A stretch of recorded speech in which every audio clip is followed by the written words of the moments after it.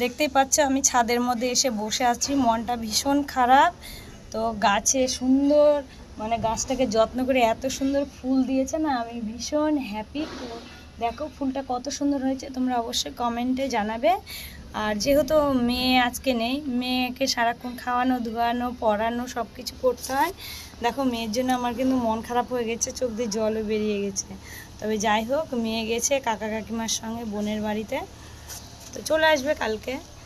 তাই এখন ভালো লাগছিল না, তাই একটু ছাদে চলে এসেছি। আর আমার ছাদ বাগানটা দেখতেই পাচ্ছ কতটা চারিদিকে সব ফুল ধরতে লেগে গেছে। আর এই যে ছোটো চারাগুলো অনেকটাই বড় হয়ে গেছে। তো বন্ধুরা, জামা কাপড়গুলো তুলে নিব, নিয়ে একদম নিচে চলে যাব। তো দেখো দেখতে পাচ্ছ আরও প্রচুর খড়ি রয়েছে, তো খড়িতে রান্না করা বৃষ্টির জন্য।